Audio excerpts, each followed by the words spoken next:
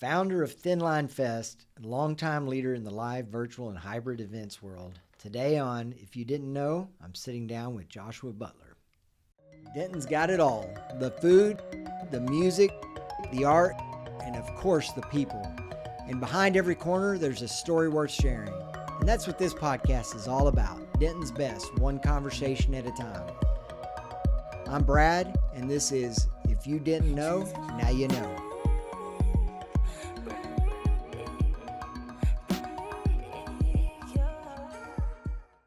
All right, welcome back to another episode of If You Didn't Know. Really excited to sit down with Joshua Butler today. Glad to have you here in the studio. Thanks for coming in, Joshua. Cool. Thank you, Brad. Always glad to sit down and talk about, stuff going on. Yeah. Well, we connected, or reconnected a few weeks ago as you're looking for some space and opportunities to show different, some of the movies and different events you have going on with this year's Thin Line Fest. And so I was like, you know what? We need to talk. Yeah, we need to talk more. Yes. Anyway, here I am. I'm sure that people are somewhat familiar with Thin Line, but we're gonna get them really familiar with it. I hope so, Brad. But they say the hardest thing about a nonprofit is like nobody knows about the nonprofit kind of thing, and that's absolutely true. And also, Denton has such a strong turnover, right? Yeah. I mean, people are coming and going from this town. It's hard. It's hard to capture eyeballs and brains. Yeah, no doubt.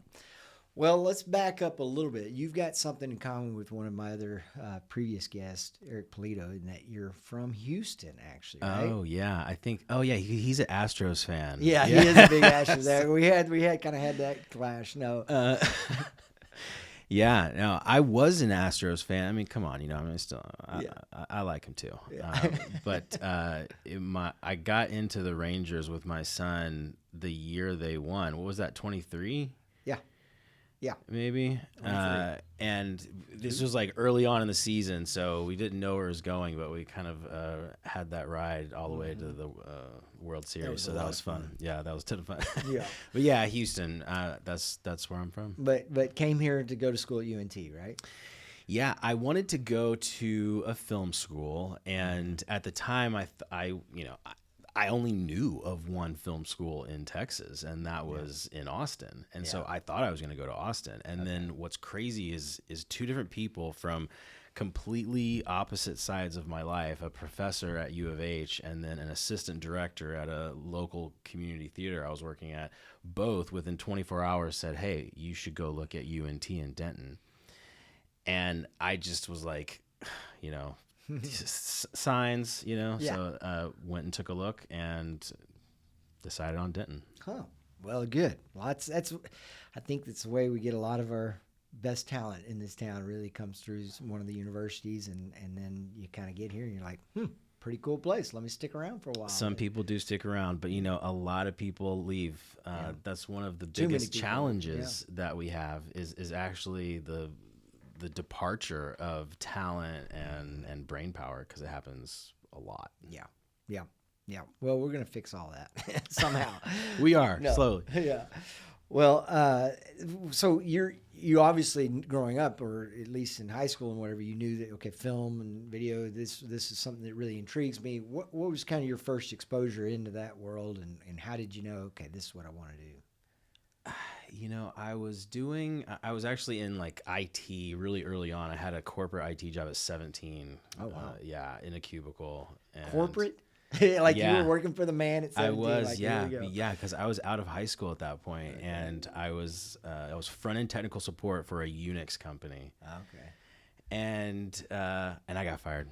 Okay. And I wrote off corporate America at that point. I said never again, and started getting into theater, changed my major at the University of Houston to musical theater, and took a bunch of musical theater classes and Shakespeare classes and stagecraft and all the stuff, and learned through that process that I enjoyed more of the technical side of things, the sound and those kinds of pieces. Yeah. And then I was shooting some music videos with some friends. I was into like international music, and there was a song from China. It was like a pop song from China that we just kind of all got together with a bunch of little handy cams. We had mini DV at that point, and shot this little music video, put it together, and it was like really good, and so it was so much fun, right? Getting your friends together and kind of having that experience. And so just kind of kept doing that. And then when I came here, this was like my second semester here, I really wanted to shoot another music video, bring all my friends up here, shoot another music video. And I wanted to do a huge green screen, like 30 foot by 30 foot green screen. And so I thought I could use the university's ballroom, the student union ballroom. So I go and ask them, and they're like, well, it's going to be $500. I'm like, I don't that's like a month's rent or something at this point. And they said, well, if you're a student organization, you can use it for free. So I'm like, okay, how do I set one up? Yeah, how do I sign up? So they directed me to the student activities office. That's when the kind of brain started turning, like, what kind of student organization can I create that would, one, get the support of faculty, because you needed a faculty sponsor, and two, students to sign on, right? And so that's kind of how the idea came about, to create a student organization, like a community media kind of student organization. And from that organization, which is called Texas Filmmakers, the festival was launched 3 years later. Okay. Wow, I did not know the history of that. So it kind of really, Texas Filmmakers started at really kind of as a student organization at UNT. Yep, it was. For about 4 months before we incorporated as a 501c3, because we had like 700 members and had raised, $10,000 plus or something by the time we incorporated. Wow. So yeah, it was natural. We got an office downtown, and we rented out equipment for filmmakers for like pennies, essentially. Had an edit lab where anyone could come and edit video. We gave out scholarships and grants, did that for years, screenings, and just essentially built support, not only locally, but regionally, and then used all of that support to launch the festival in 2007. Okay. Well, I got a lot to unpack there. So I have a couple of questions that come to mind. So where does Texas Filmmakers doesn't exist now? Or it does. Is it still a student organization? Well, the student organization went away as soon as I graduated, essentially. Gotcha. They now have like the UNT Short Film Club and other things that they didn't have at that time. And the 501c3 remains. So yeah, we launched in 2004. So we're actually about to be 22 years old. Okay. And it's kind of one of its main things is putting on the festival. I mean, at this point, our only thing is putting on the festival. Yeah, you're not still doing some of those other things you talked about of having the equipment and making the editing lab. Correct. No, nothing like that. We don't have an office where people can come, but we do some other events. Like this past year, we did our 48 Hours of Hell video race during the Denton Halloween celebration. Yeah. So that last weekend, you sign up with teams, and then everyone meets on, I think we did Thursday night, and you draw topics, genre, like props, lines of dialogue, locations. They're all horror related out of a hat, and then you have 48 hours to make a 4 to 8 minute short film, horror film, and it's due to literally 48 hours later. And the way we set it up this year is that the finish line was just an hour and a half before the actual screening. Oh my.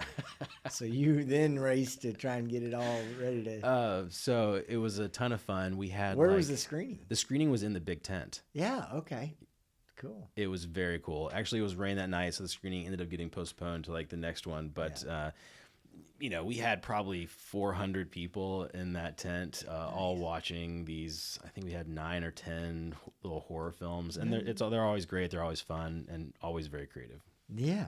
Well, speaking of creative, I mean, what were your impressions as you came to Denton? Obviously, you ended up saying, "I need to do this to kind of get this kind of people together." But what was your impression of kind of some of the creative scene and the people that were here? Yeah. So when I got here, I was expecting, because of the way it was sold to me, I was expecting films to being made in the streets, student projects happening all the time. And that wasn't really happening. And that is part of the reason why I was motivated to create something to kind of bridge that gap a little bit. It was also at a time when there was a massive amount of new students in that department, which was film, radio, television, film. And they had systems in place that kind of prevented lower classmen from having access to tools and resources because it was limited. And so we also had an opportunity to fill that gap. What I learned later on is that it wasn't that there wasn't things going on in Denton or like creative people in Denton. It's just, it was kind of at one of those troughs of the cycle, you know, because there were things like Art Bad, which had just kind of left, I think, and there were other like arts organizations and collectives in town, but there was just kind of like a dip right when I kind of came in, at least around this like, you know, film piece. And then we identified there, you know, there wasn't a film festival in town. There was a lot of talk about like there should be one. So we felt like if anyone was going to do it, we were. Nice. Well, that program at UNT, the radio RTVF, is that it? It was. Now it's called Media Arts. Media Arts, okay. But it's got a lot of history. I mean, there's a lot of really well-known people that have come through that program, not just film, but radio and some of these other, you know, I know a lot of the guys on the ticket, for example, came through that program. So that's pretty neat. UNT's got something there for sure. They graduate a ton of students every single year from that department. So there are people working throughout the industry for sure. Yeah. Well, so the Thin Line thing came a couple of years into Texas Filmmakers, and how'd you come up with it? What's Thin Line? What's that all about? What's that name about? So at the time, I was taking a documentary class on cinema verite, which is a style of documentary filmmaking where it's like fly on the wall, you know, verite meaning truth. You know, it's supposed to be like the truest form of documentary film, you know, almost like the subject doesn't know you're there. And so you're capturing kind of real life. Yeah.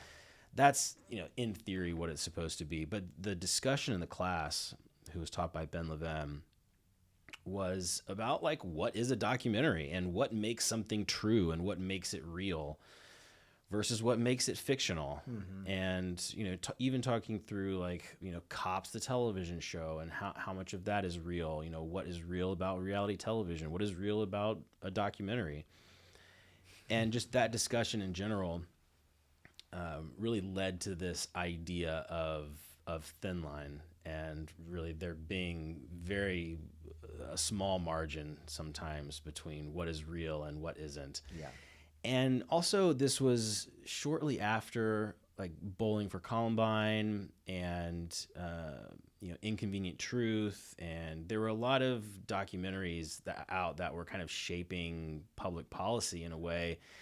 And also we just wanted people to look more critically at some of the content that was being put out in documentaries, kind of labeled as truth, but in reality, maybe not, you know, what is influencing what you're seeing. That's another just way of saying that, like, is it real or not? Yeah. And some of the documentaries, in fact, the documentaries that I love personally are ones that I can't tell. And I'm not meaning like in a political sense, but it could be character-based documentaries. Yeah. But the character's just so crazy. There's like storytelling going on, but that's just who that person is. Like, how is this person real? You know, this has to be scripted. So if I have those moments where I'm like, is this real or not? You know, then that's definitely a film I want to screen. I see. Okay.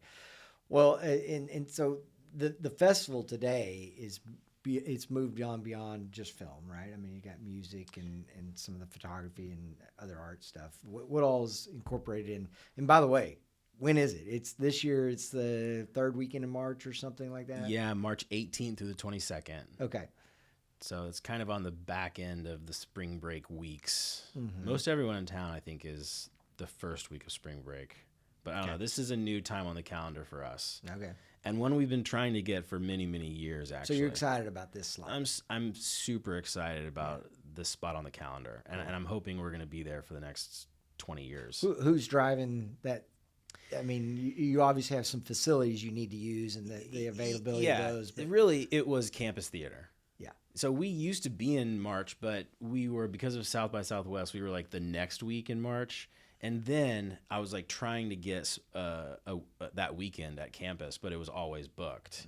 And so we were using Movie Tavern or Alamo Draft House, and I always hated being disconnected from everything else, right? Like the festival was down here, and to have people go there for screenings, I just didn't like it. So then we made the decision to move to the only available weekend that campus had, which was the last weekend in April. I see. And why was that? Why was there never any programming that weekend? What was going on? Because of Jazz Fest. Oh, Jazz Fest. You're competing with Jazz Fest. Yeah. Well, I mean, when Jazz Fest was in April. Now it's not, so, that's been going on for, decades. And so that schedule at campus was built around that. And then also you had a dance competition that was in March that for years and years and years, like this weekend, and then you had spring break. So it's kind of a complicated schedule for them, But man, I was asking for years and years and years and years and years. And finally we got the opportunity. I think because the dance competition or the dance show, I think they like retired and are no longer doing it. So that opened up some opportunities to shift things around. And so we finally got our weekend in March. So here we are, third weekend, maybe second and a half, whatever weekend in March. But I think it's going to be perfect for us. The 18th through the 22nd. Yeah, Wednesday through Sunday of that week. Okay. All right. So that's when it is. So, but yeah, what else is it today? And what has it evolved into? And what do you know? Yeah, we've been at this for a while. This is our 19th year. So next year, 2027, which we are super, super excited about, will be our 20th anniversary. So in many ways, we're trying to kind of ramp up this year to what is going to be a really big special year in 2027. So we can't we still have to come strong this year, but we've been doing this a while. And so every year is a bit of an evolution. You take a look and like what worked, what didn't work, how's the community changing, what does the community want, how are we in relation to others doing similar things. And so it was, I think, 9 years in or something like that, 8 years in when we decided to add music because, hello. Yeah. And this was also during 35 Denton and Utopia, and there was a lot of other kind of music events happening. Yeah. And so, there was a level of like, this is what we need to do to kind of stay relevant. Yeah. And then once we added music, I knew I didn't want to stop at just one additional format. And so that's when we decided to add photography. I see. So with photography, we now have this like three-headed festival: the documentary films, the music component, and then photography. So on the film, it from day one, it's been the documentary, and it's always stuck that way. Have you talked about broadening it beyond documentary? And not that you should or shouldn't. We've definitely tried to expand the format. In fact, playing with this concept of thin line, even, trying to bring in mockumentaries, trying to bring in docufictions. So then, when we are showing a mockumentary, it's definitely a fictional film, right? So then is that then further blurring the line of what is a documentary? And even now, we've added music videos. So is a music video a documentary? I could probably argue my way into that as an answer,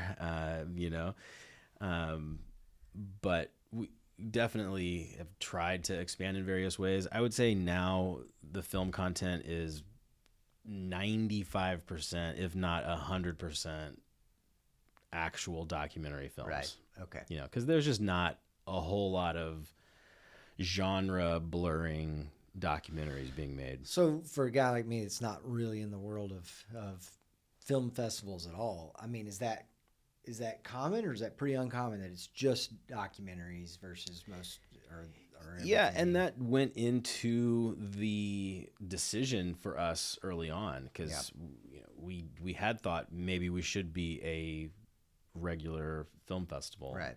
But at the time, there wasn't a documentary film festival in Texas. And so, and UNT, the MFA program there, focuses on documentary production. And so some of the faculty there are very well-respected documentary filmmakers. And so there was already a reputation at the university level for documentary. Couple that with there wasn't a documentary film festival in the Dallas-Fort Worth region, let alone the entire state. Yeah. And so we saw an opportunity to do something niche. Now, documentary is pretty, it's a very narrow pool of people that love documentaries, but also now, I mean, everyone's Netflix is full of crime documentaries or like celebrity related documentaries. So people are watching a lot of documentaries, but the indie landscape has changed a lot because of, the big streamers. Yeah. Yeah. Well, I think some people would say, well, I'm watching The Housewives of whatever. That's a documentary. that gets into where, okay, well, this is reality TV. And I've heard people that really know what's going on about that. A lot of stage, a lot of acting.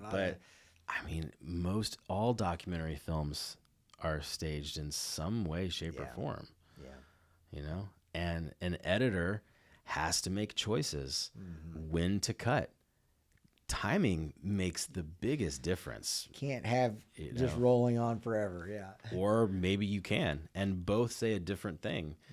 So when you cut, what clip you show after this one, what clip you showed before, what music you added, what lighting you added, what question you asked, how you asked it, the context of the environment. I mean, there's so many like creative choices being made at every moment. Yeah. Yeah, I mean, I'd never thought about it, but just the sequencing of clips could change the perspective of the whole story.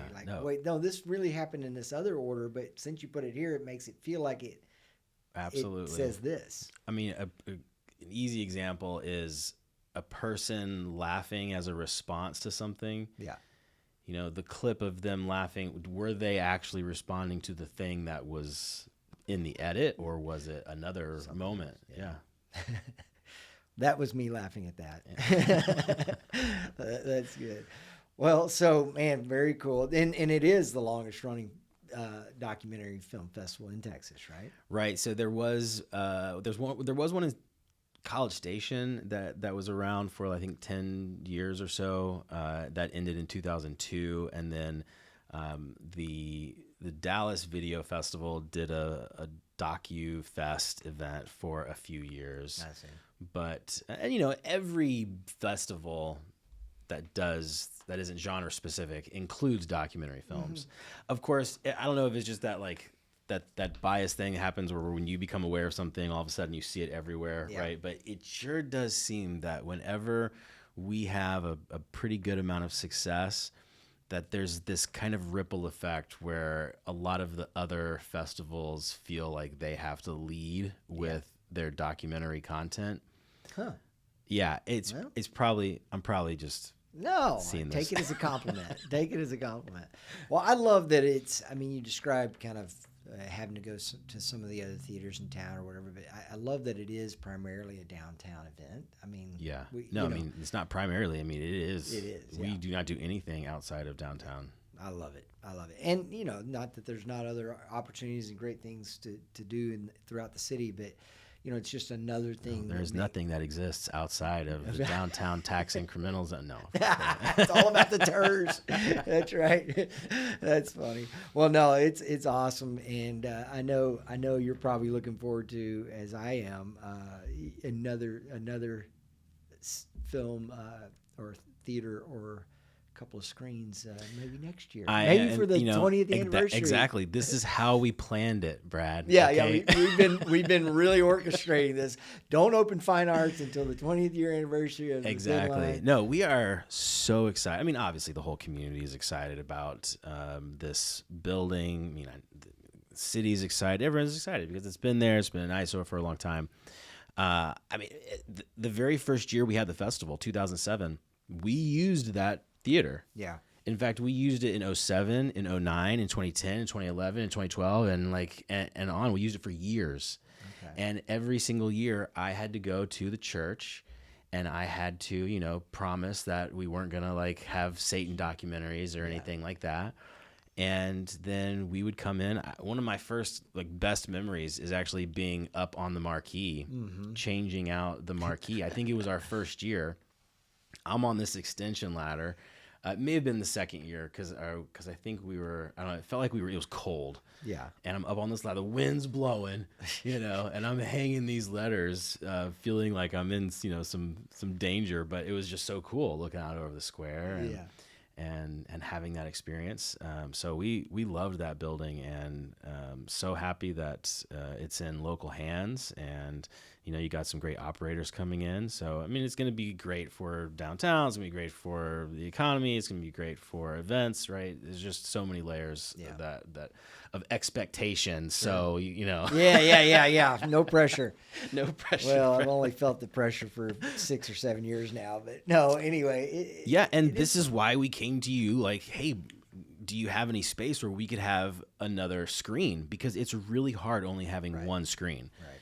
We can only put one screen in campus theater, and that really limits us. We want to accept more films. We want to bring more filmmakers into town. So last year we screened at GDAC, and it's a great venue, but it's also a photo venue, and I really hate doing that kind of overlap. I want people to be able to go there and not worry about this other group of people watching a movie over here. So I was looking for another venue because we need a second screen, and next year, with the addition of the 2 at Texas Fine Arts, we will have three screens downtown, which is huge. I mean, that's it's going to be amazing. Another 50% increase in content from what I'm able to deliver this year. Yeah. So we could probably get to 80, 90 films downtown. Mm-hmm. And look, the walkable thing is so important. It is. And I realize this now. I mean, we had a filmmaker email us just this morning saying he's coming into Denton, and he wanted to make sure that the festival was in fact 100% walkable because he didn't want to have to get transportation. Oh yeah. So people are paying attention, and this is someone that doesn't live here, doesn't want to have to drive around town. Yeah. This is a huge contrast with something like Dallas or these other big city festivals, right? Yeah. They can't pull this off. Right. They can't do it. Yeah. It just doesn't make sense. So this is something that's very unique to Denton, and we're thrilled to be able to show it off. Yeah. It's so exciting. Well, tell me, to the extent you can, tell us a little bit about what we can expect this year at Thin Line. What artists, musical acts or movies or documentaries can we expect? Sure. So we're still a week or so away from our announcements. So I do have a limited film inventory that I can discuss, but overall, we're going to have the 2 screens. So let's start with film, I guess. Let me pull up. So we have confirmed 2 films out of Sundance. One is called Barbara Forever, which is about a very well-known, respected lesbian filmmaker. And also a film called We Are Pat, which was actually at Tribeca last year, about the SNL character Pat. No, I think this was the 90s. Was it? Oh the 90s? Yeah, no, it was my heyday of SNL in high school. I loved Pat. So this is all about the actor. The actual actor that played Pat. Yeah. Huh. That'll be interesting. And how long is that one, for example? Do you know the length of that one? I know documentaries can range from 5 minutes to 2 hours. Let me consult my friend Google. It's probably an hour and a half. This one is kind of a big studio one. Are documentaries more often a little bit shorter? I'll tell you, and look at this. It's 92 minutes. So you nailed it. Yeah. But an indie documentary, they can get away with that because it's got some money behind it. Yeah. But something that's indie should really be no more than 75 minutes. Okay. In fact, when I plan our screening slots, it's a 75-minute block. Yeah. Or program. So when we do a shorts program, 75 minutes. Okay. Well, that one sounds interesting. I'll earmark that one. We also have, and look, we've seen the South Asian population, grow dramatically in this area over the last few years. And so, I mean, there's so many great restaurants now. And so we are trying to bring more content for that community into the festival. We do have a documentary this year called Lost Queen, which is about the great-granddaughter-in-law of India's last Mughal emperor. Wow. And she's living in the slums Uh-huh. and is trying to fight for her legacy. Like, yeah, here's who I really am. Exactly. Yeah. And so that's one of the films we have. That's interesting.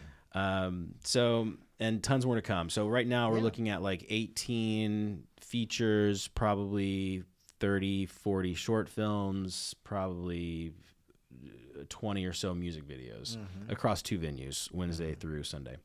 Okay.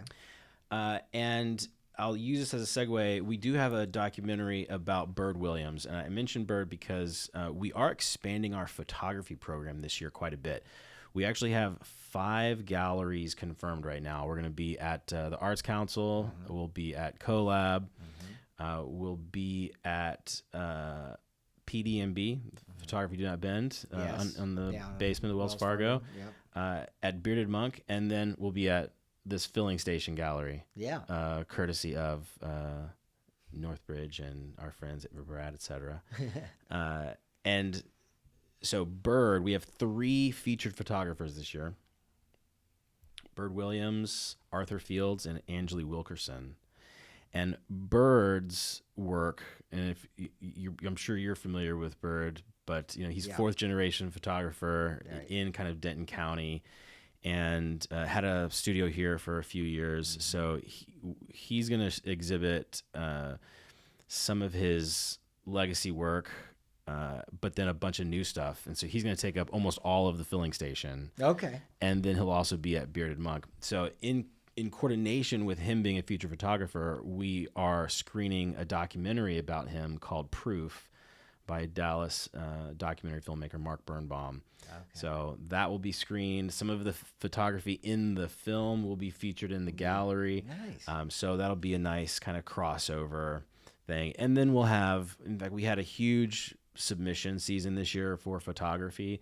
We're probably going to include 175 submitted images. So this year's exhibit is going to be really, really big across 5 different venues. Nice. And then, well, so you have music. I know it's so much. It's like, it just never ends, right? I know, I get it. So music this year, our music coordinator, director, Charlie DeBolt, always puts together a great lineup. We've got a lot of local stuff. We have a lot of regional stuff. And then we have even international. In fact, here's a Brazil band I see called Orlas. We're bringing back some bands, including Seren. They're a Denton band from a few years back. And they just kind of reunited, had a big show down in Dallas, and now they're going to do their first Denton show with us. So super excited about that. Luna Luna is a Dallas band. They're actually they're a Hispanic, like pop kind of, like dream pop kind of band. And then at the top of the billing is a band named Horrors, period. Out of Atlanta, Georgia. I'm guessing they're kind of on the harder end. I stumbled into one of those heavier music shows last year. Like, whoa, this is pretty cool, but wow, that's loud. So there's something that I really love about our music program. It's very diverse. So we have like the punk and the metal and the screamo, or and then we've got the country western, and we have the pop, and we've got jazz. We're doing 3 nights of jazz at Steve's.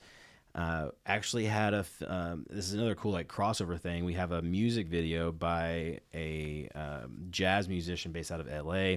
We're trying to figure out a way to bring him into town. He's a trumpet player, has played at the Super Bowl and with Justin Timberlake, and trying to bring him to do a little set at Steve. So those are the kinds of cool, that's what we want, right? We want these like cool crossover moments where we're bringing in musicians from around the world. We're bringing in filmmakers from around the world. We're bringing in photographers from around the world, and kind of just putting them all right here in downtown Denton for a few days. And you kind of see these kind of sparks happen, which is so cool. It really is cool. I'm plan on attending more every year. I kind of go to a few more, and it's like, man, this is cool. And not, it's not for everyone. Like everything, No, every Brad, show, it's for everyone. Well, yes, it is for everyone. There is something for everyone. I don't know that every show is for everyone. Is what I was trying to say. But True. no, you can pick and choose through that and say, hey, this is something for me. Another thing that we're adding this year is we're going to be doing dance parties, late night dance parties. Ooh, from yeah.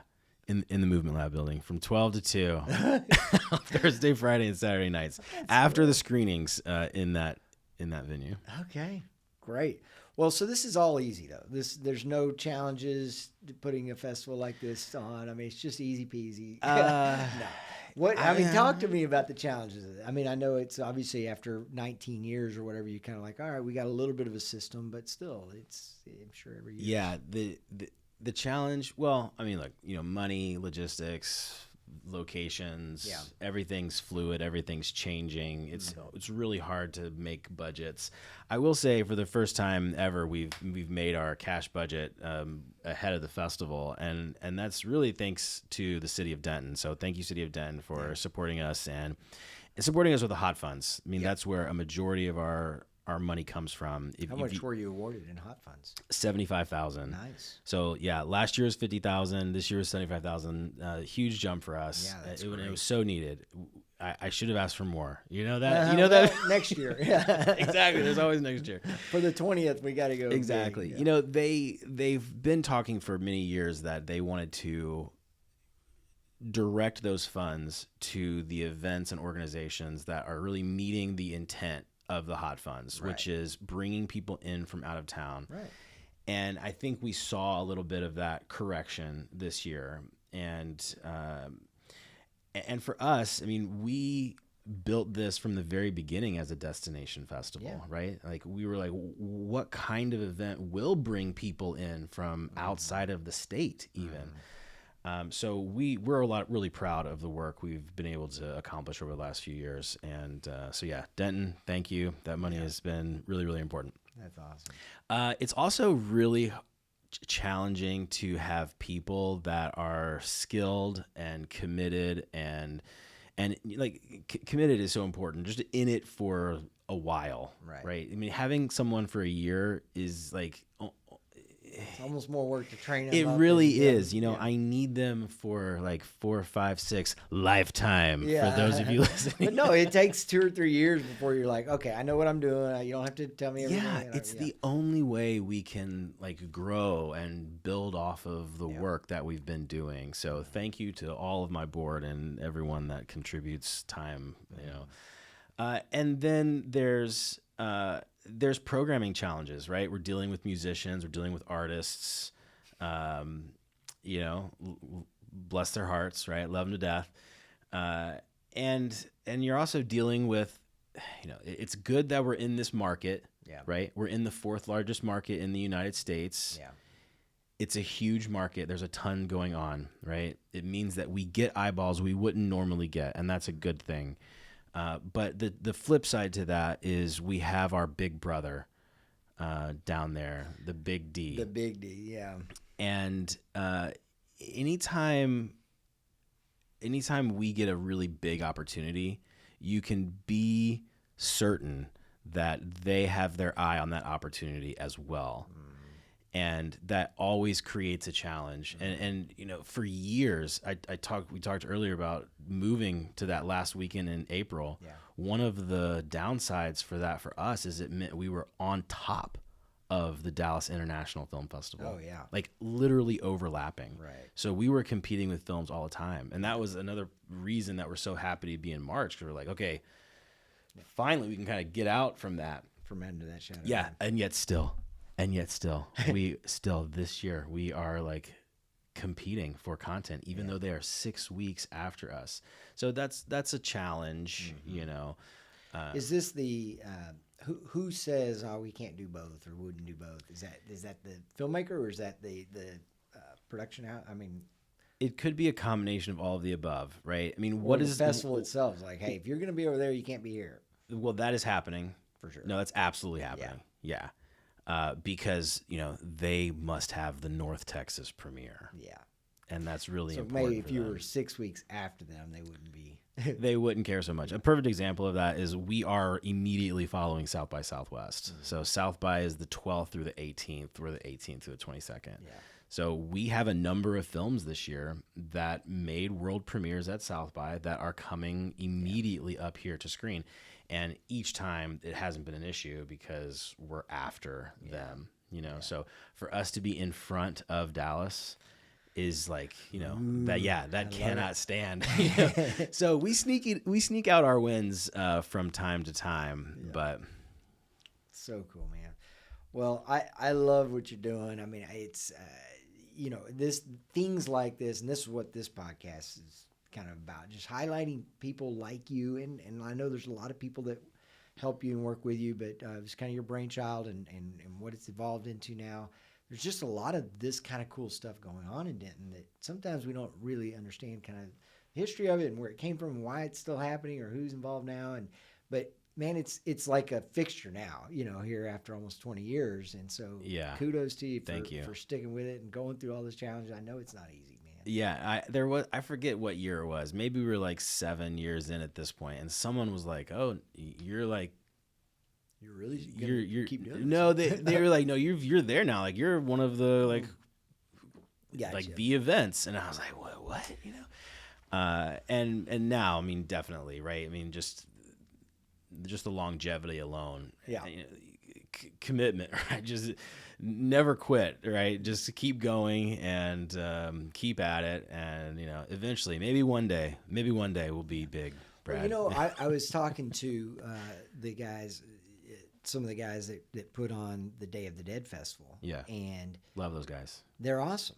And you know what we're seeing now, and this, I'm not saying that the city has said, "Oh, let's take that and make it our own," but it's growing now, morphing into this 31 days and not just that weekend. Yeah. So I can see at some point the right kind of people getting behind yours and like, well, let's build off that. They're doing that here. Let's build something bigger and better together. You know, collaborate and work together. Yeah, I love, first of all, love David and Marcus and the whole team, and I also love what what I've seen as the result of Halloween, right? I love all the downtown traffic. I love the tax revenue. I love, you know, even the attention I like, right? And what I really want to focus on in the Halloween situation is what is possible when someone, and in this case, the city, decided, hey, everyone, let's rally around this idea. Exactly, yeah.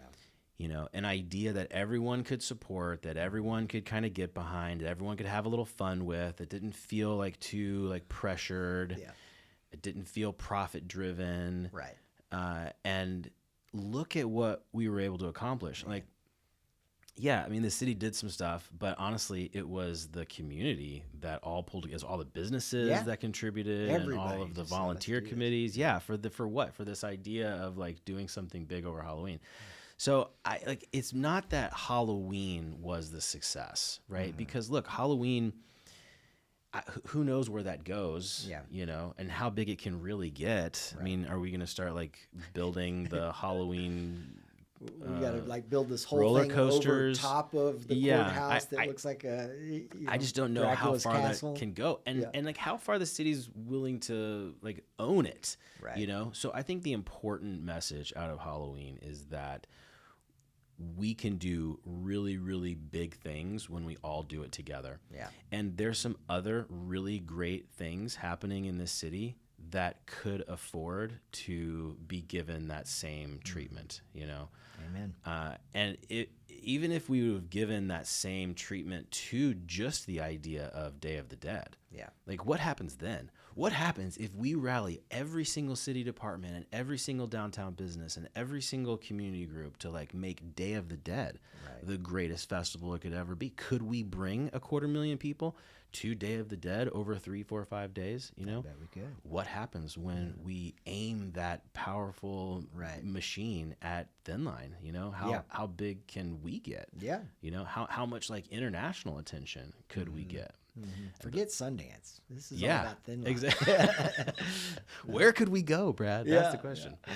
Well, don't relocate to Boulder or whatever they did. Oh, and look, hey, that topic was always kind of discussed, you know, because we're constantly fighting and it's people aren't showing up, or you know, crowds are low, or the budgets are low, or the city contributions are low, whatever it is, you know, constantly, you know, early on thinking about, you know, would this be a better fit elsewhere, you know, but at you know, probably 10 years in, we kind of realized, like, no, we're going to be great at being the small town festival. Yeah. You know? Yeah. Like, I don't know that I want 100,000 people trying to get into screening venues and, you know, Dan's, for instance, right? Like, how does that even work? So I think the size is good. It creates a really great experience. People get to know one another. They get to hang out with other artists and other filmmakers and other photographers. And it's just it's a really great vibe. Yeah. Well, man, let's take 2 minutes and say you've probably used some of those skills, and maybe kind of as you started doing this, you thought, I can put on other events. Is that kind of where your other business came from? Or how did you get into the other general event business? They are intertwined, but, you know, we talked about Texas Filmmakers and how we had a facility for people to come edit. Well, there was a young man that was doing video work for the Department of Education at UNT and needed a place to edit. Yeah. And so he would come into our facility and edit, and would edit this happened for years. And I would go in and let him in, or lock up afterwards. You know, there was a lot of like coordination there. And then I was out of a job in 2011 and didn't know what I was going to do. My wife was pregnant with our first child. Yeah. And he calls me up one night and he's like, hey, I need you to interview for this job. And it was with Freeman, which is a big event production company, probably one of the biggest in the country, does like huge conventions. And I spent 11 years at Freeman doing like digital service work for events, streaming and recording, and helping produce some of the biggest corporate and association events in the world. And then left Freeman, started my own virtual event company right before COVID. So this was in December of 2019. And what timing, man? Well, yeah, and it wasn't originally meant to be truly virtual. It was meant to be hybrid, where we were going and streaming events that are happening in person. I see. And we had actually booked $250,000 worth of business with Freeman, the company we just left, for that first quarter in 2020. And all of that went away, and we had to pivot too, but we knew how to pivot, and we had the industry relationships. The first event we did, Thin Line.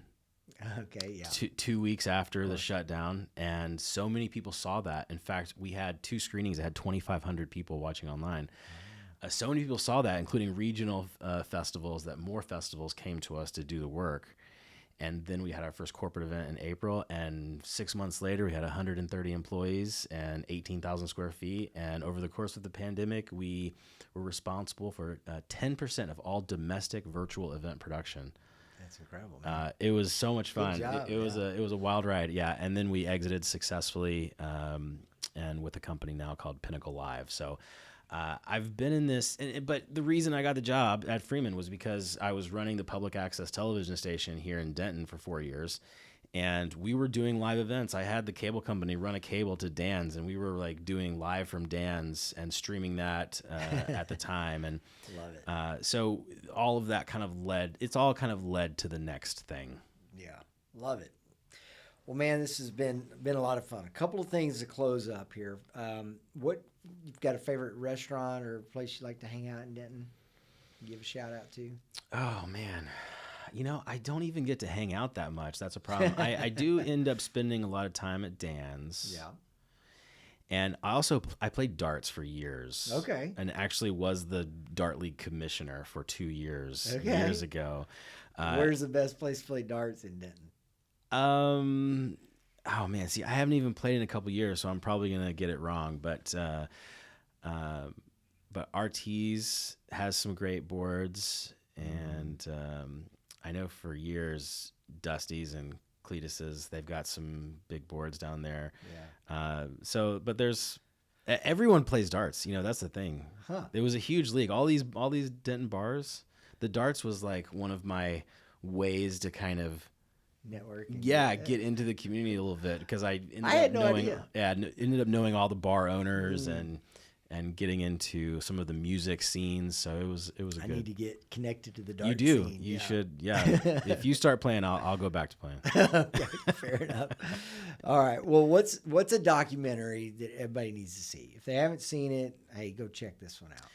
Well, I just saw the film Portrait of a Postman at the Denton Black Film Festival, and that was a great film. It was an amazing film about this painter that lives in Waco that designs scarves for Hermes. Okay. And still to this day is the only American designer of their scarves. Wow. And the story about how that came to be, and just the guy's work. His name is Oliver something.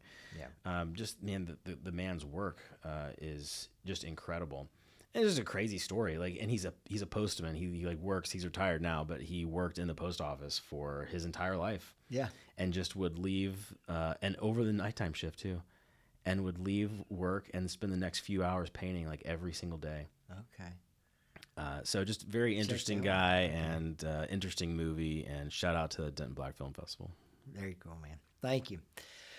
Well, you get a hat. You get a Norman Roscoe hat. Oh, sweet. For being on. Take your pick there. Mm-hmm. That's a tough one. I guess I could do the Home of Happiness. The Home of Happiness. Which I did read something recently where the writer was thinking of Denton. Is that right? Yeah. Yeah. Officially. I love it. It came from the horse's mouth. It is about Denton. Yeah. Ooh, looks good. If you're not watching, tune into YouTube to check out Joshua and his new Denton hat.